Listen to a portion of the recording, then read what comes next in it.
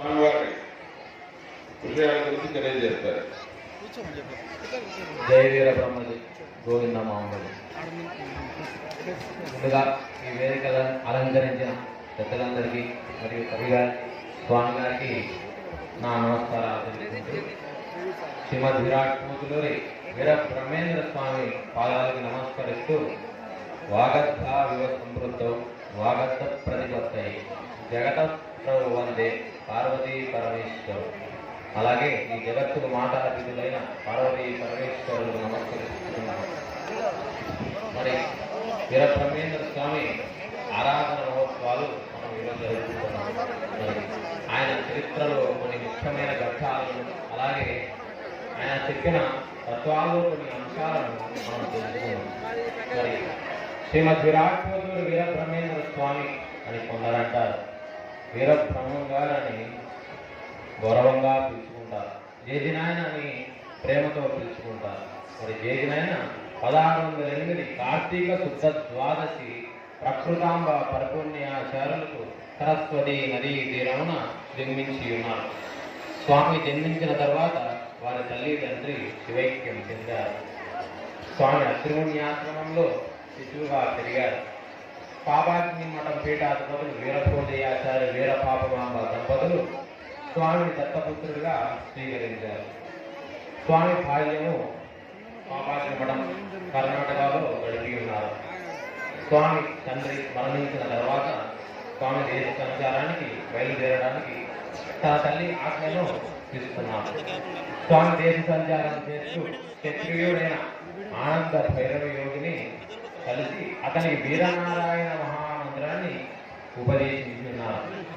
అక్కడి నుంచి బనగానపల్లెలో గరిమిరెడ్డి అచ్చమ్మ ఇంట గోపాలనం చేశారు. అంటే గోవులను కాస్తున్నారు. అక్కడే గోపాలనం చేస్తూ అవ్వలకొండ గుహల్లో కాలజ్ఞానాన్ని రచించి ఉన్నారు. వారి దంపతులకు కాలజ్ఞానాన్ని బోధించారు. అంతేకాకుండా వారు నిర్మించి ఇచ్చిన ఒక నేలమఠం అక్కడ అన్నాదయ్యుని శిష్యుడిగా స్వీకరించారు.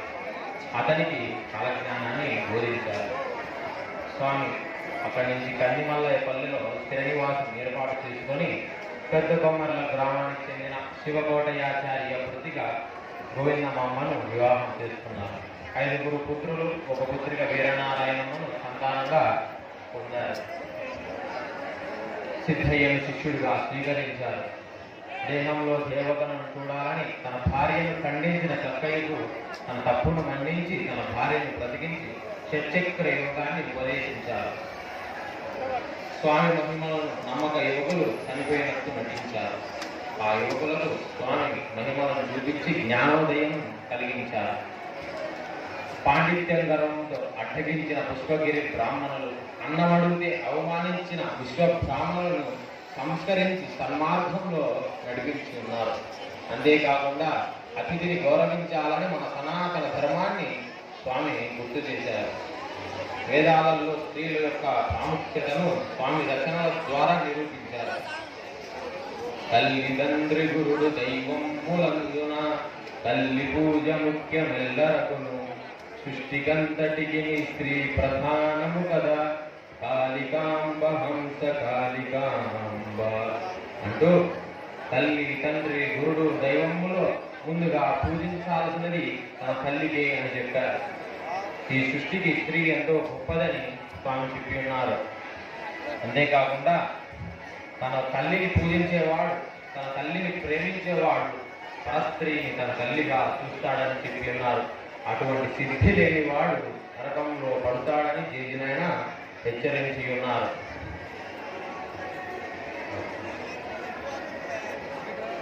అలాగే స్వామి అవతారంలో స్త్రీలకు ఎంతో గొప్ప ప్రాధాన్యత ఇస్తున్నారు. తన తల్లి ఆజ్ఞతో దేశ సంచారానికి బయలుదేరారు. గరిమిరెడ్డి అచ్చమ్మకు కాలజ్ఞానాన్ని బోధించారు. అంతేకాకుండా తన కుమారుడికి కళ్ళను ప్రసాదించారు. కక్కయ్య భార్యకు షట్చక్ర యోగాన్ని ఉపదేశించారు. శివగోవింద గోవింద హరిగోవింద గోవింద అంటూ తన ధర్మపతిని స్తుతించుకుంటూ గోవింద వాక్యాలను రచించి ఉన్నారు. కాళికాంబ హంస కాళికాంబ అంటూ అమ్మవారిని స్తుతించుతూ కాళికాంబ పద్యాలు రచించి ఉన్నారు. అంతేకాకుండా తన పుత్రిక వీరనారాయణమ్మ కుటుంబీకులే క్రీడాధిపతులుగా వస్తారని ఆశీర్వదించారు స్వామివారు. గురువు యొక్క ప్రత్యేకతను, ఆయన యొక్క గొప్పతనాన్ని ఎంతో గొప్పగా చెప్పి ఉన్నారు స్వామివారు. శిష్యుణ్ణి విద్యావంతుల్ని చేసి సన్మార్గంలో నడిపించేవాడు గురువు. అటువంటి గురువుని ఆశ్రయించాలని స్వామివారు చెప్పి ఉన్నారు. శరణు గోరి గురుని వరమంత్రం విన్న పరుల శరణు గోరు పనియే లేదు. హరిహరుల కన్న గురు పరబ్రహ్మము కాళికాంబ హంస కాళికాంబ అంటూ హరిహరుల కన్నా గురువు ఎంతో గొప్పవాడు. అటువంటి గురువుని పాదాలు పట్టుకుంటే ఎవరు పాదాలు పట్టుకోవాల్సిన అవసరం రాదు, ఉండదు అని దీనిని ఆయన చెప్పి ఉన్నారు. ఈ జన్మామిక దుర్లభమురా ఓరి ఆ జన్మ సాకార సద్గురుని అన్నారా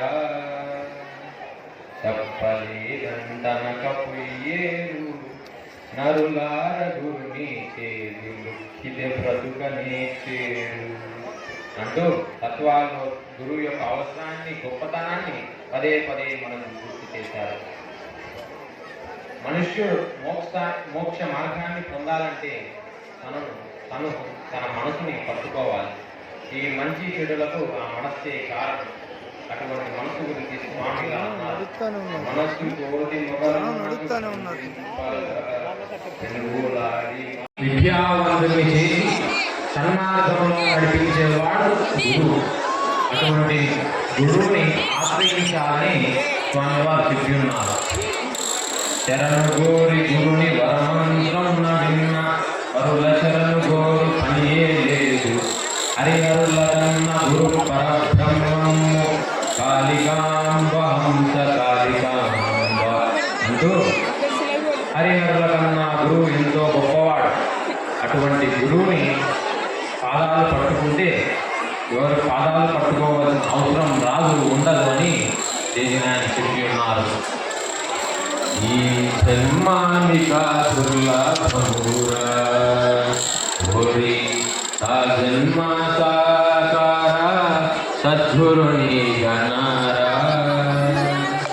చెప్పలేదంటనక పొయ్యేరు నరులార గురుని చేరు ఇదే బ్రతుకనే చేరు అంటూ తత్వాల్లో గురువు యొక్క అవసరాన్ని, గొప్పతనాన్ని పదే పదే మనకు గుర్తు చేశారు.